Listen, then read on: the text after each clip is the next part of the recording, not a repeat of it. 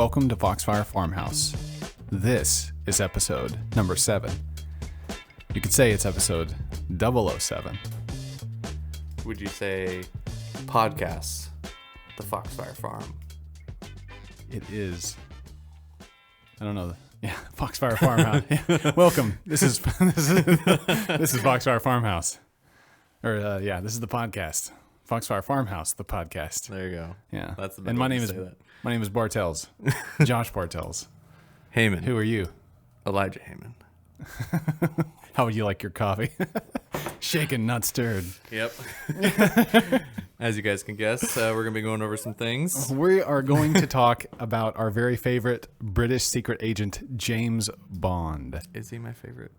I'm trying to think now, do I know any ones. other British secret agents? Who else comes to mind? My only thought initially is going to that there was I think it was a BBC show maybe called MI5 or MI6. Yeah, MI5, yeah. MI5 because it was domestic terrorist stuff. It was Richard Armitage. Yes, yeah. And so that's all that's going to my mind. Yeah, as far as British secret agents. Yeah, because then I thought of the Man from U.N.C.L.E., but then I was like, they're not British.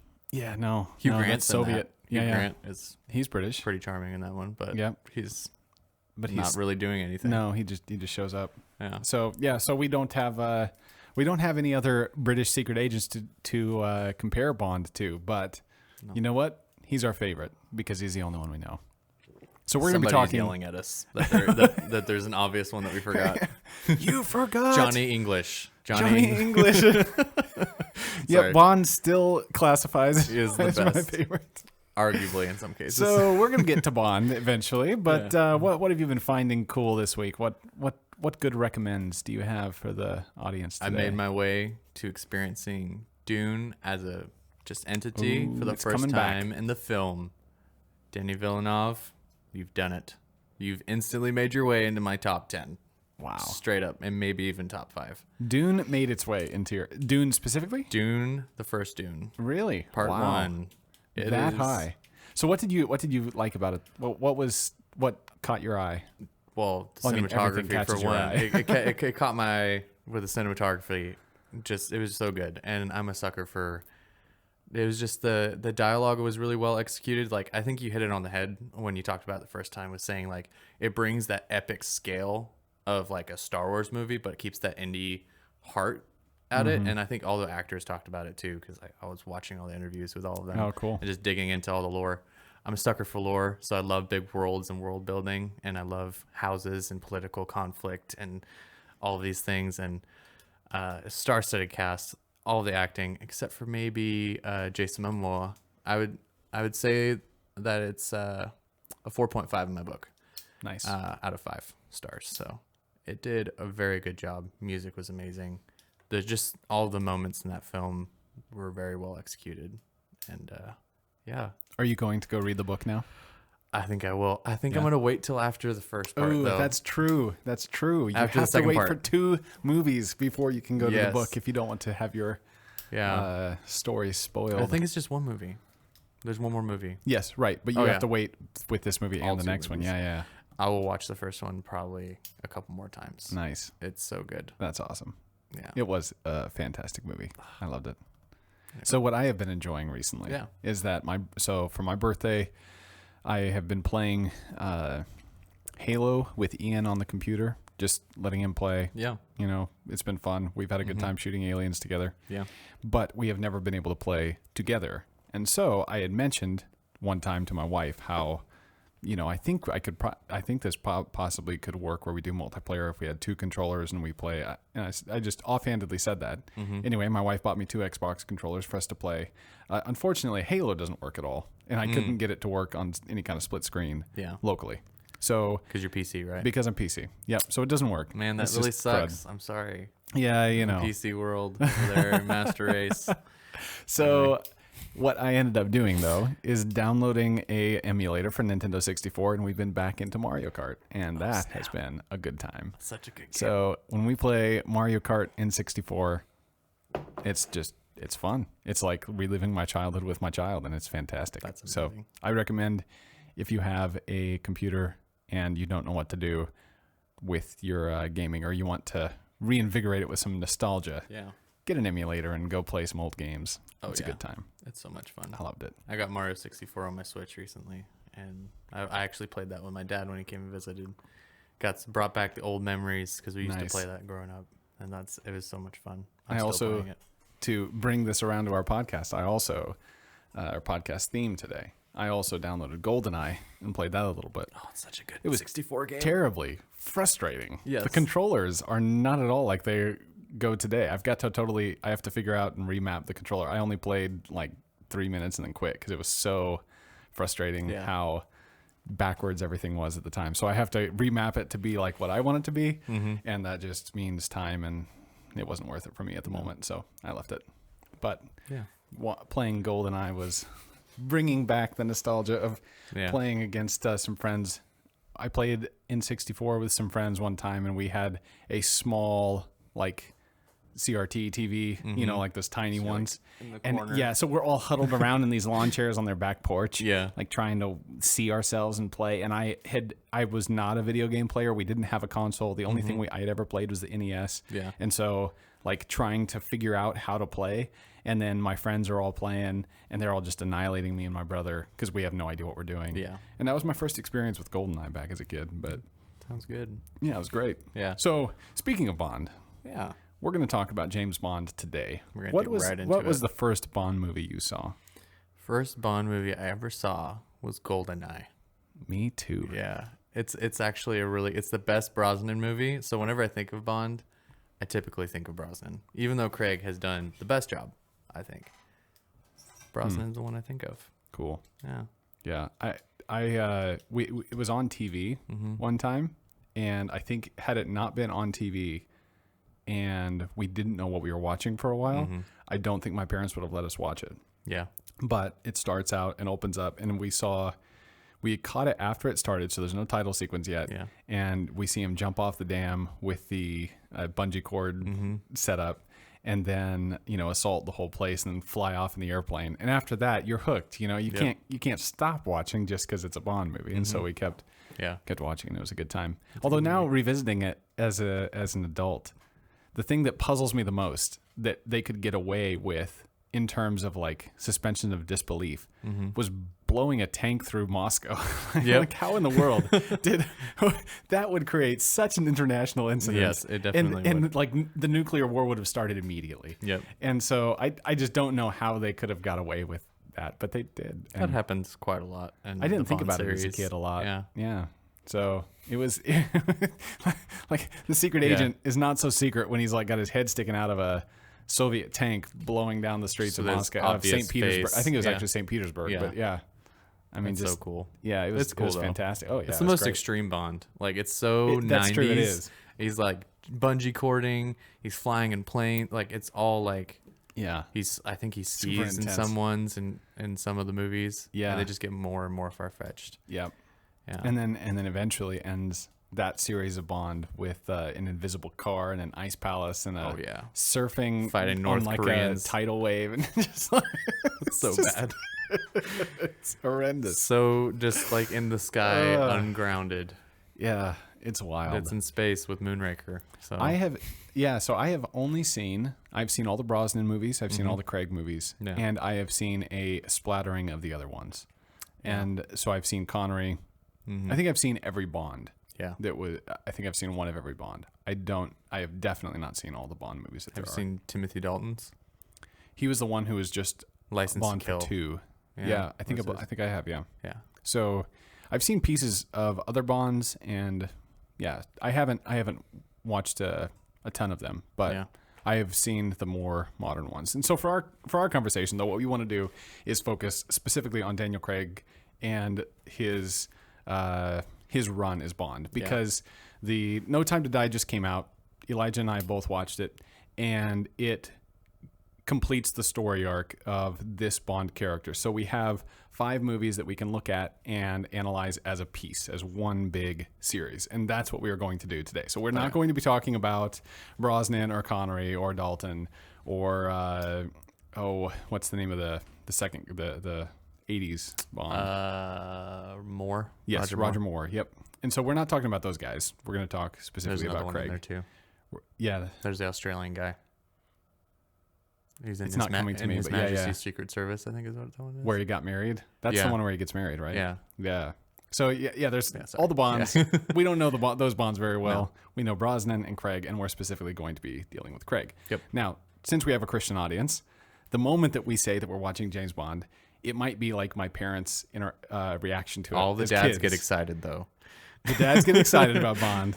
Moms are absolutely no way. There's actually, have you heard of the group called Straight No Chaser? No. They do acapella covers, basically. Mm-hmm. And so they have one they call the movie theme song. Mm-hmm. And in their movie theme song part where they do the James Bond, they make fun of, basically call out dads who like watching the Bond movies for the Bond girls specifically. So my parents would have immediately been, no, we don't watch those movies just because we know that Bond is a womanizer. And so we don't want that kind of value portrayed. And with the character comes then the depictions, and with the depictions come nudity, and that was all off limits. And so it was not even considered as a movie that we could be watching. So since we have a Christian audience, we want to admit that not everyone is going to like Bond or immediately out of the gate be okay with watching it. But we will come back to the issue of what content a Christian should be watching or shouldn't be watching in movies, and how we sort through those things in a couple of episodes. So if you want that discussion, hold out. Hang on. But still, watch responsibly. Yeah, watch responsibly. Don't lose your mind and just go watch it and blame us, because ultimately you bear responsibility for what you watch. So this is like the disclaimer that comes: we are not responsible for any. We just sold you this weapon, but if you kill somebody, it's not our fault. Yeah, we supplied it with you. I heard a story from a preacher one time. He said he went to buy a hammer and something else, and he said this guy that was at the cash register checking him out looked at the hammer and said, "What are you buying this for?" And he was like, sermon illustration. I didn't know what he was talking about, and was really, for some reason, freaked out. And was like, "Man, my fingerprints are all over this," and like wipes the hammer down and puts it in the bag as if the sermon, something wrong is going to happen. A sermon illustration. So if that's us right now, we are for a religious ceremony. We are wiping the fingerprints off of the DVDs and the Blu-rays and saying it's not our fault. The police can't come and charge us with your crimes that you committed as a result of watching a Bond movie. So indeed, that's our content advisory. But there's now some good things. Some good things to be found. So where did Craig's character start out? How did the story start? The story starts out with Craig trying to get his role as the 00 and get into the 00 program, and he'll eventually become the 007. Starts out with Casino Royale, which is one of the better ones. We'll get into our ranked for those. But and it's he has to kill 2 people in order to get the 00, and take out some targets for His Majesty or Her Majesty. So it's him on that quest. Then he gets it, and then he goes on his first mission, and it's pretty awesome. It's pretty epic. So basically, he's got to go win a poker game. It's kind of a convoluted plot when you start thinking about it. Yeah, he goes to win a high stakes game in Montenegro, and he's assigned to this charming lady named Vesper, who is the financier and is the one responsible for the government's money. And so she's there as kind of an accountability, as a help with his cover, and they go against this guy and the chief. They try to bankrupt him, so that then basically all of his underworld counterparts come after him. That's basically the general plot. What I think makes Casino Royale stand out interestingly is, like we said, you've just come off of Brosnan with an invisible car and riding a tidal wave and crashing down an ice palace at that point too. I mean, not super old, but he's in his like mid to late 50s, and he's starting to wear a bit. He's been Bond for a while. He's been Bond for I don't know how many movies he did. I feel like he did a lot. He did 4. He did 4. I think he did 4. Was only 4? Yeah, I think there was Goldeneye, The World Is Not Enough, Tomorrow Never Dies, and I think Tomorrow Never Dies. Tomorrow is the last one. What's The World Is Not Enough? What's the news one? Isn't the news one? Die Another Day? Man, Is it Die Another Die Day? Another Day. Well, that's not the news one. World is Not Enough is the news one. Die Another Day, and then it felt like 8 movies. It was a long stint as Bond. or maybe he felt like a long stint. Yeah, as he Bond. did. So coming off of that, Casino Royale is incredibly rooted. We don't get any crazy gadgets. No. We get he's got a defibrillator. Mm-hmm. He's got a nice car. Right? Like he doesn't have the kind of crazy Bond things that you expect. Except he does have like that charming personality. Mm-hmm. He's got the looks. He's got the fashion. He's got the car. He's got everything going for him that Bond does. Yeah. And he's very rough around the edges. He's very new. Yeah, he's like, as the movies go on, he gets a lot more practice to the skills that he has. But initially, he's just like a bull. He just blows through. Even the way he takes people out, like towards the end, he just does it so easy. But in this one, he sweats for it and he gets it done very quickly, and maybe not the most efficient way, but he gets the job done. Yeah. So like the fights are really visceral and very well done. And again, he's like, it opens with him chasing a guy in Africa doing all sorts of parkour. And Bond is not doing parkour. Yeah. The he's guy blowing does parkour. He's running through walls after the guy. It has my favorite part when they're on top of the crane and he's got the gun and he goes click click and he's out of bullets, the guy he's chasing. And he throws the gun and Bond just catches it like it's nothing and then pitches it back at his face. Yeah, it's just fantastic. It just shows the bulldog determination and raw power of Bond. Yep. He's young, he's ready to go. Except the raw power of Bond is incredibly destructive, and he's destroying everything in his path. Buildings are blowing up. People are dying. Yeah, it's bad. And so the movie ends. And by the way, okay, real quick, we're gonna do a lot of spoilers here. We're not hiding anything. No. So if you have not seen Bond and you want to, go watch it. And especially when it comes to No Time to Die, we'll get there. But don't listen to this podcast. Go watch these things. I think, quite honestly, most of these aren't severely ruined by knowing what happens. Yeah, there's no big. Yeah. You'll enjoy all of them, even if you know the latter three kind of are, but yeah. Anyway, so if you don't want the spoilers, then don't hang out here. Yeah. So the story ends with Bond discovering that Vesper, this lady who's been helping him all along, is actually on the side of the demons. She's part of the corporation that's fighting against him. Quantum. And she betrays him. Yep. But yet he's still, in pursuing her, she kind of gives him one last measure of devotion or some kind of sense that she still really does love him. But then she dies. And so the story ends with her dead and this new organization being uncovered, the organization of Quantum, which brings us to number 2. Anti-MI6. Yeah. Yeah. It brings us to number 2, which is Quantum of Solace. So what happens in Quantum of Solace? I'm very hazy on Quantum of Solace, to be honest. I'm going to need you to take that one. I'm pretty hazy. But the general gist is that he is hunting down Mr. White, who is or he catches Mr. White in the very beginning. He gets Mr. White to MI6, to M, and as they're interrogating them, it turns out that Quantum has actually infiltrated MI6. And so one of the guys who was there as a bodyguard for M is actually a part of Quantum. And he helps Mr. White escape. Bond chases after this guy, eventually kills him. That's the opening scene. Yeah. And then the rest of it is just him trying to uncover Quantum and get to the bottom of it. But in doing so, he keeps, again, violating international law. They have to disavow him. Yeah. And he's left out on his own. And he is just kind of a loose cannon. Eventually, he brings down the organization with the help of this girl who was out to get revenge, too. So he's getting revenge for Vesper. She is getting revenge for this dictator who had killed her father. And that dictator is actually working then with Mr. White and Quantum. And so lots of stuff happens, lots of big set pieces, things like that. It's a pretty fun movie.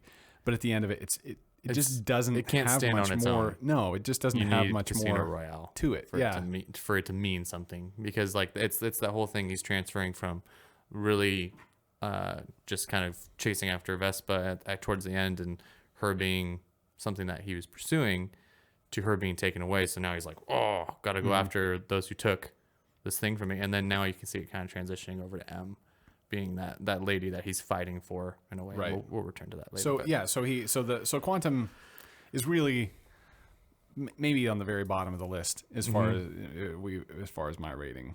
Probably it'd probably end up falling probably at the bottom for sure, because it doesn't the very have bottom. It doesn't have the standalone quality. That's interesting. No. Yeah. So then we go to Skyfall, which is one of my favorites, shot by our favorite Roger Deakins, and it's just stunningly gorgeous, like all of Deakins' films are. And it's just a fun romp. Now, you had just introduced me to an idea that was rather interesting about the plot of it and how it compares. So I'll give a wide picture, and I'll have people try to guess as to what movie this is like. Yeah. Okay, so you have a protagonist who is at the height of his powers. He is at the best stage, the most experienced that he's at. Things are going well. He's kind of overcome some major bad guys, and now things are kind of floating back to the status quo. And then you have this unstoppable force that starts stirring up trouble, and then this unstoppable force stirring up trouble to Bond's immovable force, and they collide into each other, and one's trying to almost redeem the other, and the other one's trying to overcome and break the code of the other. Meanwhile, they're both kind of touching upon something that is dear to the other character. And one of them is an agent of chaos. Just in the world, an amazing villain. One might even say comic book like. It's like the Dark Knight. So it really does follow the Dark Knight. It's really fascinating when you introduce that idea to me. Yeah, and he literally burns his world down, and he takes the woman he loves from him, and he leaves him in this kind of broken state at the end of the movie, and that's kind of how it's left. Whereas like Bond's morals are still tested, and his loyalties are still there, even with the changing of the guard as to like who he answers to, which is the same thing with Batman. Yeah, that some changing of the guard. The difference, one of the differences I think in you describing that between the Joker and Silva's character is that Silva has a history. The Joker, you don't have any backstory. Yeah. He just comes in as a wild agent of chaos that you don't know where he is, where he's coming from, what he's doing. Yep. He feels very chaotic. Pure chaos. Whereas Silva has a goal in mind and a target, right? Like he's trying to dismantle MI6 by just instigating chaos. And Joker's aim is Batman, whereas Silva's aim is to hurt Bond, but his aim is the mother, which is M. He kind of treats her as like a mother. Yeah, figure so she was in a mother figure to him back in the day when he was a double. I don't know. Does it say he was a 00 or just that he was a an 00? agent? He was a 00, and he was like in the Hong Kong area. Okay. And so he was betrayed. He wasn't betrayed. He was more left out to die. Yeah. Because which is what he was called to do. Captive. Yeah, it's his duty. But then he became bitter as a result of not dying when he took the cyanide pill. And so he is bitter at the organization, feels betrayed by them, and he's going to get his revenge. And he's going to get his revenge by dismantling the entire setup, saying that basically spy organizations, all of this is bad, which he does in a very interesting way. I think thematically, one of the things that I find really compelling about that movie is the thematic question of what do we do in a modern age with the old agents, right? Like if I can do people who've trained their entire lives to do one thing. Yeah. And then, but now so much can be replaced by a computer, and you've got drones, and you have these other technologies that allow us to gather data in other ways. And so much of people's lives, there are footprints left digitally. So why not just track those footprints? Because then no one is harmed. If you get caught by the enemy, they just block you out of their system. Yeah. They don't kill you. Exactly. So we don't have human life lost. Yeah. And you don't kill human life. And so maybe this is a more humane and a better way to do it. And maybe the Bonds of the world are just a dinosaur from an old age, and we need to stop training them. That's kind of some of the thematic question that's being asked, because Bond himself, as a man in this one, it opens with him getting shot. And so he has this wound, and he's disappears off the map for a while. People think he's dead. Yeah. And he comes back, but physically, he's not a match for this guy. And mentally, he's not a match. he's like, and so he ends up, in order to win, taking this man back onto his battlefield to say, let's go back to the old school, and now I'll beat you. Yeah. And that's how he ends up beating him. Because Silva was beating him on the new school. Right. Like, he's able to beat Q, which is their guy in the chair. And he's able to beat M. He's able to beat the government and all of them. But he wasn't able to outspy and outman James Bond. And so Bond had to take him onto his turf, and eventually he ends up winning through wisdom. Literally his old home. Yeah. And so it's really, there's a lot of really fascinating themes. So that's why I think that I like that movie a lot, is because it gives you something to think about. The attention is rewarded in that movie specifically in a way that it definitely isn't in Quantum. Yeah. And maybe not so much even in Casino Royale. So, and they try to continue it in Spectre, but I think that they kind of dropped the ball. Yeah, so let's go to Spectre. We'll get into Spectre. Do you have any other comments on Skyfall before we move on? Nothing that isn't a big thing that we'll talk about in the end. I don't think. Yeah. So then go on to Spectre. We just both recently rewatched that again so that we'd be up on it. Watched it last what night. do you think of Spectre? I think that it's also a very good looking film. It doesn't look bad. It's well edited. Got great music going to it. But it's not as good as Spectre, and I think it's actually my second to last. Like out of the 5 Bond movies, it's my number. It's my second to last. It's just above Quantum. Number 4, yeah. Yeah, number 4. So I didn't like it. It has really amazing moments though. Like there's a moment where he meets Franz for the first time at the table, and there's a whole chase with him and Dave Bautista. Awesome. Oh yeah. The train fight with Bautista, also awesome. But there's just so many things, whether it's dialogue and it's a loss of vision, I think, in terms of like it's doing a lot of really cool things. Like the movie made history because it's the largest practical explosion in history. Oh, that's right. Done. I forgot about that. They're at the compound when they blow it up. Yeah. But like that's a really cool moment, but it didn't mean anything because the place that was blowing up didn't mean anything necessarily. It's just a really cool looking location. And Hans, or not Hans, that's his name in another movie, but Franz or Oberhauser, he seems like it's a really good actor, but the dialogue's not very good, and honestly his performance wasn't the greatest either. So there's a lot of areas where they dropped the ball throughout it. But there's again really good memorable moments, much more memorable than Quantum, which I can barely remember. So it's like there's so much going on in the film, so much that they're trying to do, because they try to weave all of the films together in that one. So Skyfall really didn't. I mean, you had the background of Vesper and you had the history of Bond going into it, but they didn't really try to bring that into the forefront. It just kind of was part of the story, part of the background, I guess. In this one, they try to bring in and kind of tie together Silva and they brought the Mr. Chief White back. and Mr. White, right? Like they're all members of Spectre. Yeah, so it's like, it's not Quantum. Quantum was actually part of Spectre, and here's the bigger thing. Yeah. And when they tried to do that, it didn't work. It didn't actually come together. And then the plot is so loose, or there's not really that kind of end goal in mind until closer to the end, because you've got 2 storylines that are tracking together. One of them is the acceptance of, so in Skyfall, MI6 had been bombed, and so the building Emmett died.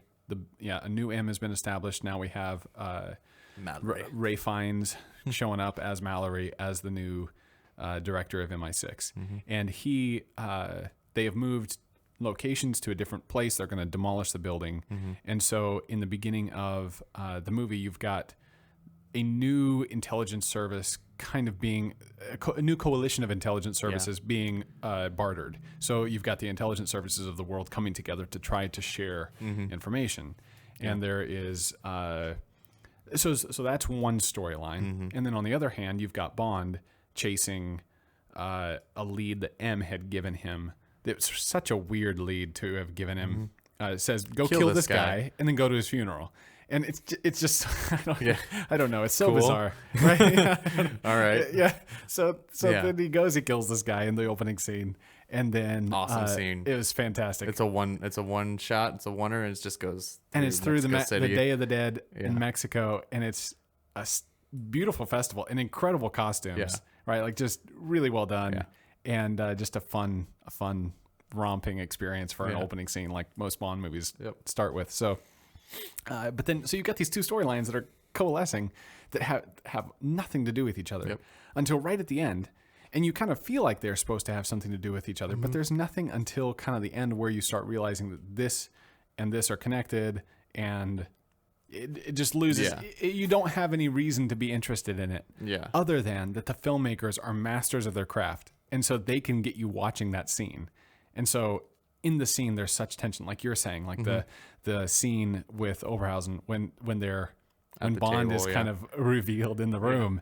It's just this epically dark and moody and mysterious scene. Just the lighting, the framing, the edits, the music, like it's and then a car chase, and so there's the tension of Bond getting out of trouble, but the tension of a whole plot is not actually brought into any one of these moments. Bond ends up getting his head drilled, and aside from you wanting Bond not to get his head drilled, and it like hurts your brain even to look at. And they even like break, like they say, you're gonna forget everybody that you've ever seen, and then he doesn't, and you're like, why doesn't he not forget your face?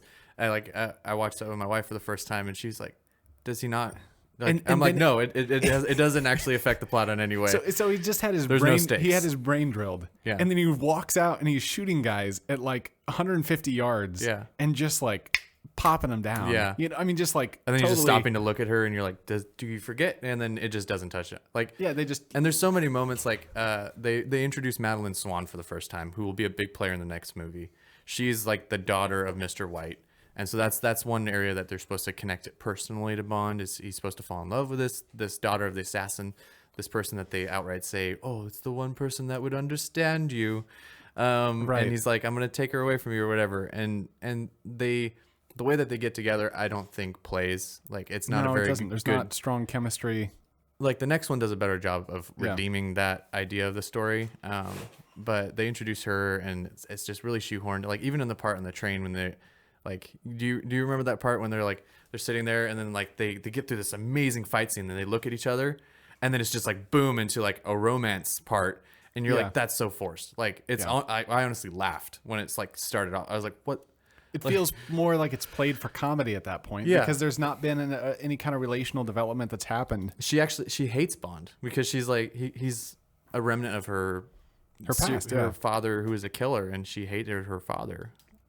It just doesn't gel. It doesn't make sense, and so you want it to so badly, and then it just doesn't. Yeah. So it's a well crafted movie. The people who crafted the movie know what they were doing.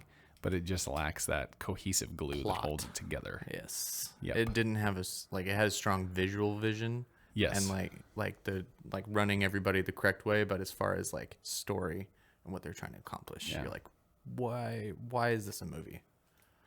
So then we come to No Time to Die, which is the whole reason that we're having this talk. Yes. Because this movie was so wonderful. Yeah. Because what not Spectre. Yeah, no, Spectre. It's called Spectre. Yeah, what Spectre tried to do in bringing everything together and tying it up, No Time to Die actually does it, and does it amazingly. It's a movie that, in one sense, I'd be interested to know if it could stand on its own. I hadn't thought about that until just now. Abby saw it without seeing it on Seeing anything. any of the others. And Okay. she'd seen the others. She hadn't seen Spectre, and she'd barely seen the others. And she thought it was just a great film, just by itself. Yeah, good. Because I think it could stand on its own. And it forms such a fitting conclusion to the whole thing. Yeah. So in No Time to Die, how about you set us up with that one? No Time to Die. The plot. You're coming out of this not so greatly handled movie, and Bond goes into retirement at the end of it. He leaves his position as 00. And so you pick up with him not as 00. He's going across the country with Madeline, who is now... Did they get married? No, they have not.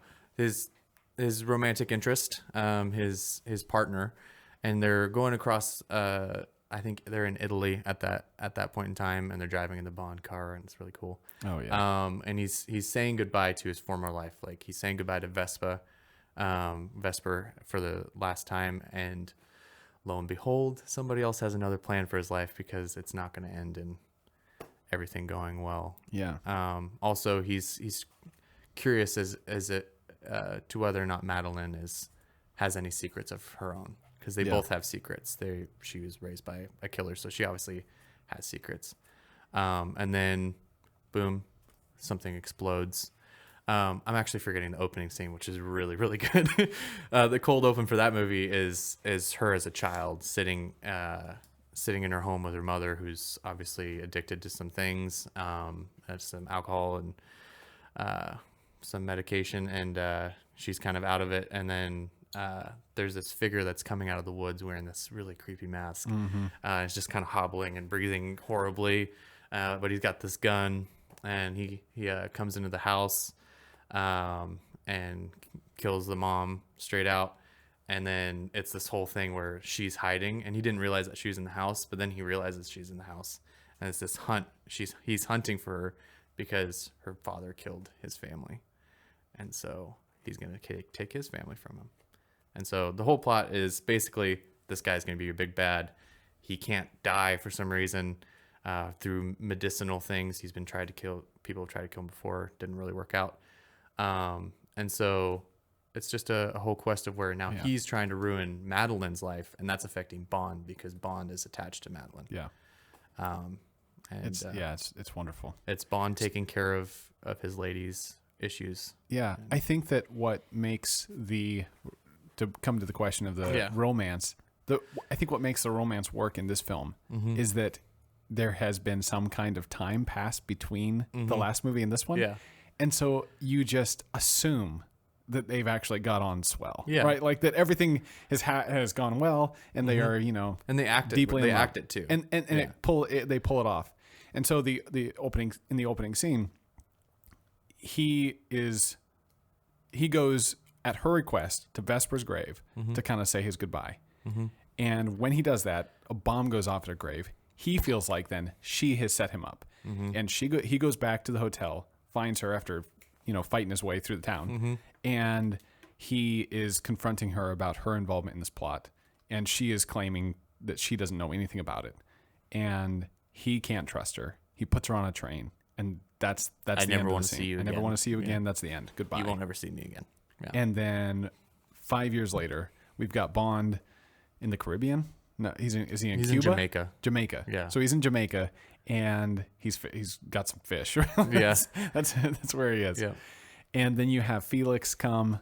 Who's a CIA operative from the first movie. Yeah, comes and proposes a job to him, basically, that is like, hey, I need you to help me with something.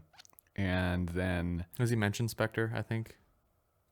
I'm not sure. Does he has something to do with Spectre? I don't remember whether or not he mentions that. Seen it once. Yeah, but it made an impression.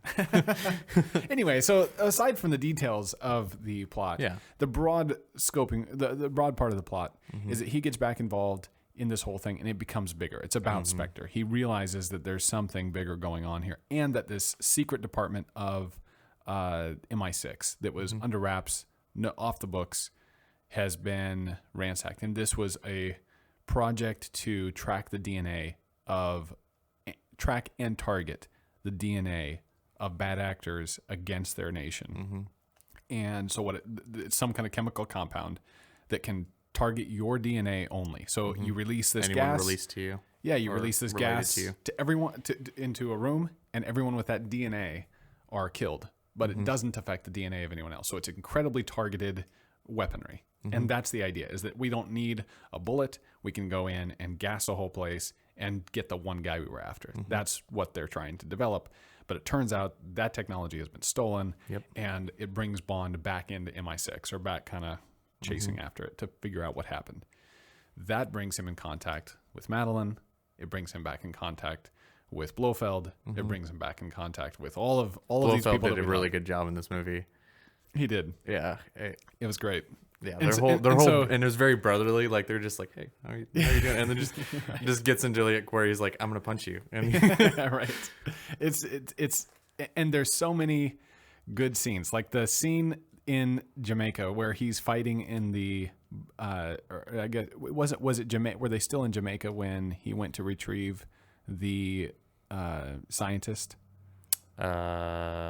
that he had gone No, somewhere they went to Cuba. Okay, I think so they did go to Cuba at that Okay. point, and he meets up with the Hispanic lady, and Yes. then goes on from there. And that was a splendid scene. Yeah. And him and I don't, her name is not coming to mind right now, but what is the name of She's that like, actress? I'm brand new. Like, Yeah, she's acting like she's totally brand new to the entire thing, and I'm going to look it up now. But him and her get along so well. It's just such a fun scene to watch them. Ana de Armas, and they play so well together. Yeah. It's wonderful. and then they got the new 007, who is a Yes, she shows up on the scene as this new 00 who is pretty cocky, like Bond. Yeah. But she's more obedient, more reined in, and more. trying to do the job better Yeah, than she's he did playing. by the She's books. playing by the book. Yeah. Yeah. She's not drawn outside the lines like he always did, and so she's a good agent and one that M respects and likes, as opposed to constantly having that conflict with 007, like he Off had in the doing his past. own thing. Yeah. Yeah. So Bond gets drawn back into this whole thing and ends up finding Madeline. The emotional plot of the story is that he finds Madeline and then decides to chase her again because he realizes that she had nothing to do with the bombing in Italy. And he messed up. He messed up big He's time. got to He left. pursue that lady again. Yeah. Realize that. And he does. Redeem it. And so where does he end up chasing her? He ends up chasing her to the grave. Okay. In the end. Spoiler. Where does he chase? Just straight to the grave. Straight to the grave. Elijah jumps straight to the end There of the you go. story. I gotta go it. Like, that's the end. That's where he goes. But he ends up chasing her. He chases her back. He finally says his piece to her, Her old of like home. repenting Yeah. for leaving her and committing himself to her afresh in her old home. And there we discover that she has a daughter. And here is this cute little girl who ambiguously, Has very similar blue eyes to him. suspiciously, she has very blue eyes, and her relation to Bond is left ambiguous until the very end of the movie. Yeah, because she straight out says, "It's not your daughter." Yeah. And he's like, he "What? says, in case you're wondering. Yeah. And he's like, well, I kind of am. Yeah. and then, of course, the bad guys are coming for Madeline, and they come to get her. Bond is defending his women now, who he's got. No. Yeah. It's just, yeah, you'll just have to go watch the movie because there's no way for us to explain it in a way that really gives the emotional impact, and we're probably already wasting too much time talking about it without being able to explain it adequately. But it's splendid. Yeah. I think that dovetails really well into that subject of the ladies, the Bond ladies, and how that's handled. Yeah. Within. And I think that's why I like. So let's first finish the plot for the people who are left hanging right now. Basically, what happens is that he chases them. They get stolen from him. He teams up with the new 007. She gives him his number back, and they go back after his women on this island out in the middle of nowhere, this unnamed geopolitical kind of land mass. Supposed to be between like Russia and Japan China and or something like that. Yeah. Kind of ambiguous where it exactly it's located. But they're going after. He's going after his girls to get him back. He ends up discovering that there's this huge plot against all of the world, basically, that's going to destroy millions of people, and so he's got to save the world. But then he's got what makes it beautiful is he's got to save the world. But how he saves the world is by saving she's not his wife, but his woman and his daughter, right? Like so that is what he has to do to save the world, and it just gives the stakes such an emotional attachment, and it's just so good. Yeah. And in the end, he has to give himself and sacrifice himself for his wife and kid, and it's beautiful. Yeah. So that you were about to say though, it backs us out into the question of the Bond girls, and the Bond ladies. What were you going to say there? I was just going to say, because like we know historically, and the issue that most people have with Bond in Christian circles is the fact that I think it's not a secret to say that he's a womanizer, and that is largely why people stay away from him in the Christian communities. But what they do with Craig is interesting. He still womanizes in it, but I think largely there's some big threads that go through with him fighting for women, and he's at his best when he's fighting for a woman. And so I think you would like, that's what brought like a whole new level to me, because you brought that up, and how that's really his weakness, and that's what gets used against him. And even Blofeld says, he's like, I had to hurt you, like, because you ruined all my plans. I had to hurt you where it counted, which was your women. Why do you think that they all die around you? It's because I know that that's where it hurts, and so I hit you there. And so that's really what makes him strong, is when he's fighting and chasing after a woman, like with Vespa, and with, I think M is one of the, and then in the last movie with Madeline, M is a really good example that's not very spoilery, is that he honors and respects her, and actually like loves her in the way that he's willing to do everything for her. He's willing to give up his life for her, and to protect her, and to protect her from this evil person, and he does a really good job of it. And I think that something that stands out to me in the total of the Bond movies, right, is that so yes, he is a womanizer, but his womanizing is terrible. And the movies see it as terrible. Yeah. So that in the beginning, what happens is he has no regard for women whatsoever. Yep. Right. Like, so in Casino Royale, women are I think there are 2 women at least who die in the first part of the movie as a result of him making advances on them, because of his connection to them. They are dead, and he does not care. And it's shown that he doesn't have a heart. Yeah. He doesn't care about anyone. And then Vesper comes along, and she actually steals his heart, and he actually starts to care for her, and he becomes committed to her, not just in terms of committed to her because she's a key to get somewhere else, but he's committed to her as a person, and he's willing to save her. He's willing to give up prioritize. He's willing to give up being a 00 to stay with her, right? He's doing all of that, and then he finds out that she's betrayed him, and because of that betrayal and because of his commitment to her, it hurts him terribly, and that drives him for the whole next film. Yeah. And the women then, and interestingly, in Quantum of Solace, the woman that he actually doesn't hook up with, but that he's partners with in fighting this thing, is the most productive partnership, the one that he commits to protecting and working together with.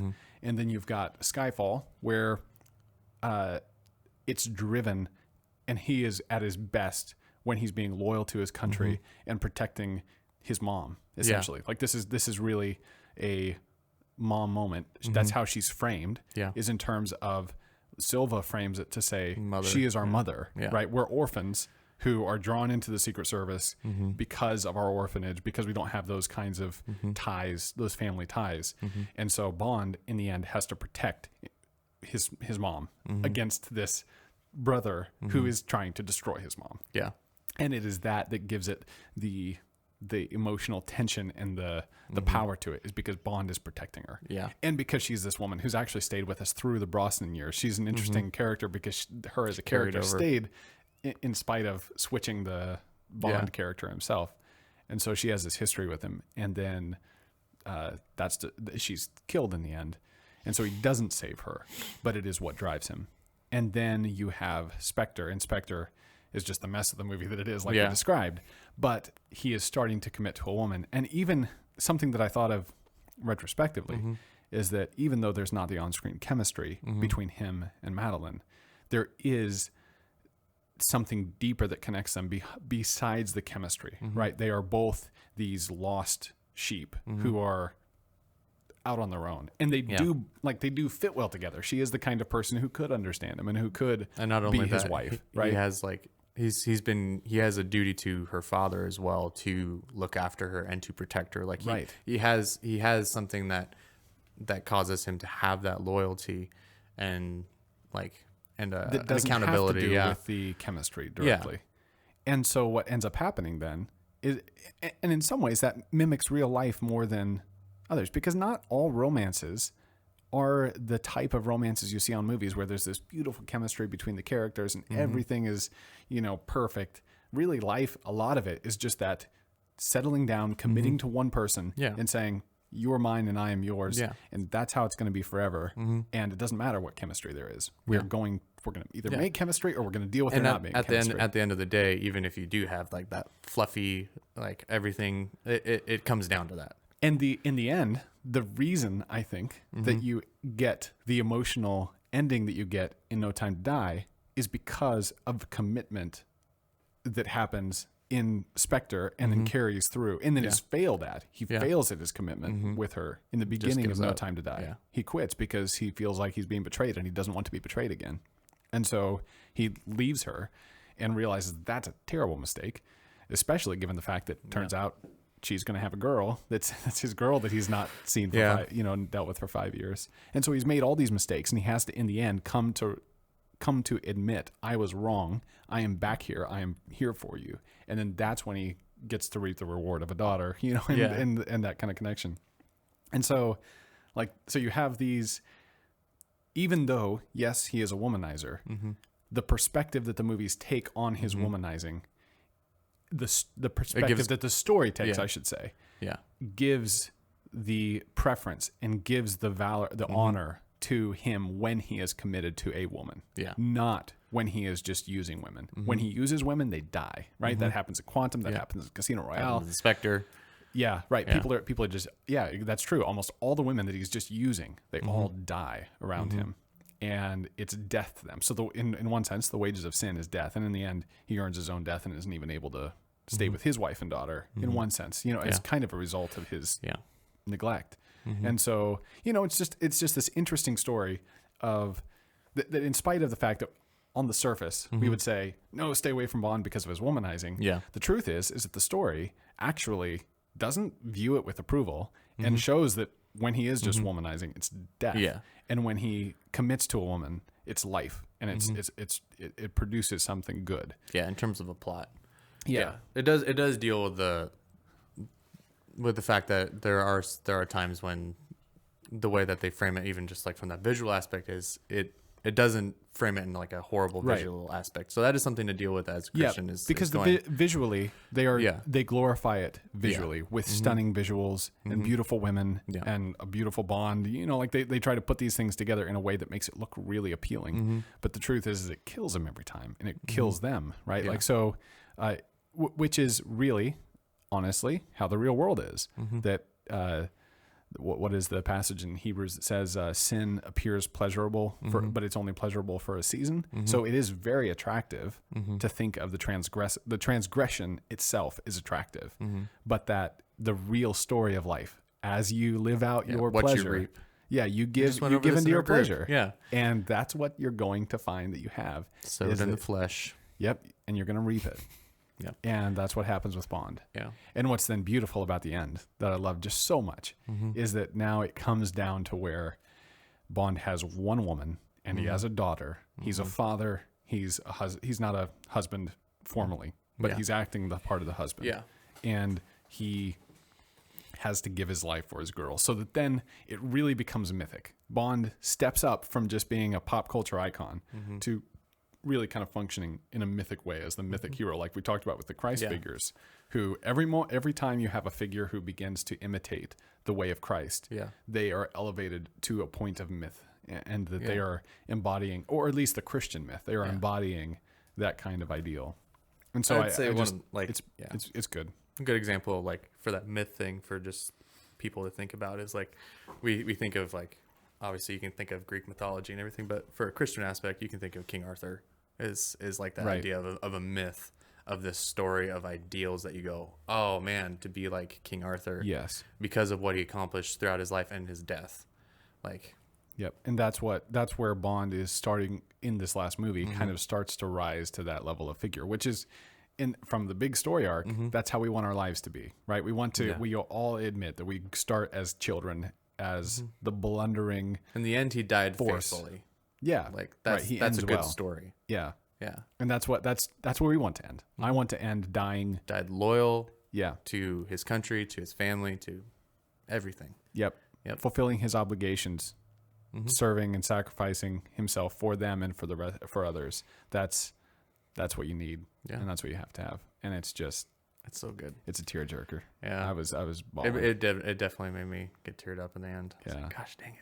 Yeah, it was rough. Yeah, but I would totally go through it again. Yeah, when you become a dad and a husband, you get those feels. You're crying watching Incredibles. You're like, gosh, dang it. But you brought up a point just quickly about the fact that of just like going into that myth about the fact that apart from the womanizing, you brought up the fact that he embodies so many things. Like what were some of those things that you talked about? Oh yeah, that were like so as a kid you admire and that you're taught to admire about men.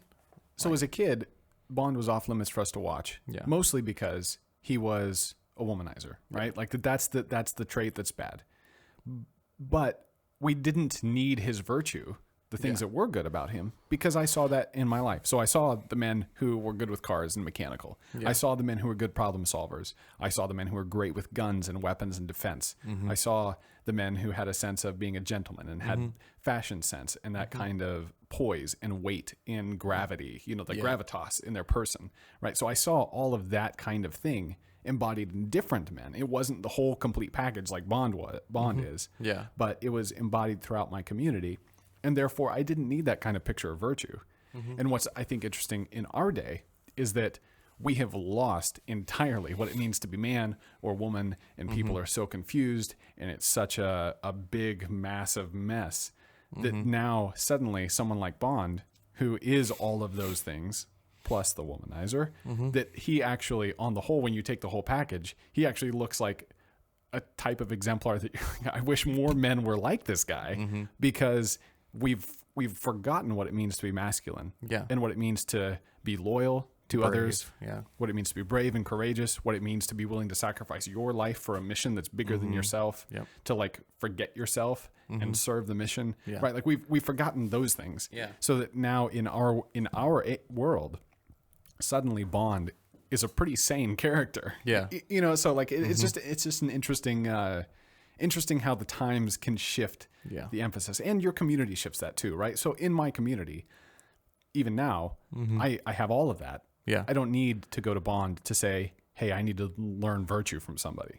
But in a community that didn't have a church like I do, and the people around me that I do, and the men who have been men longer and are solid men, right? If I was in a different community, then Bond would start to shine as more of a light of that kind of vision of what a man could and should be. So it's interesting how times have changed that. Exactly. I thought that was just a really amazing point that you brought up. Cool. So I love the Bond movies. They are, in the end, we are not trying to say that Bond is anything more than a pop action flick that's just a good time. Well, I am trying to say it's more than that. I guess I'm trying to say that if you give attention to it, you're going to find that it rewards your attention. However, it is still at the end of the day an action movie, and not the place you should go to get all your morals or your virtue. Obviously, you shouldn't go to movies for that. But it's just a fun action movie that if you like action, if you like secret agents, if you like weapons and gadgets, it has some good redeeming qualities in it for those who think that there are none. It's a lot of fun, and it's got more to it than meets the eye. Indeed. That's our review of Daniel Craig's James Bond. Thanks for sticking around for this. And if you have any ideas or comments or questions, you can send those to Josh at Bartell's Production Company. The Foxfire Farmhouse email is not online yet, but it will be, God willing. And but you can always reach us on Facebook at the Foxfire Farmhouse Facebook page, or you can find us on Instagram as well. Send us those questions, and also as we are nearing the end of season 1. We would love some criticism on what you guys thought we did well, what you guys didn't think we did well, and just what would you like to hear more of? What would you like us to do? What are some questions that you guys have that you would like us to answer? That would be cool to do some movies that you want us to talk about. Your favorite movies. Send us your movie recommendations. That'd be really cool. And we'll do what we can to include those in the show. Love to interact. This has been another episode, 007 episode of Foxfire Farmhouse. We're glad that you stuck with us this time, and we hope to see you here again at the good old Foxfire Farmhouse next time. All right. Bye. Goodbye.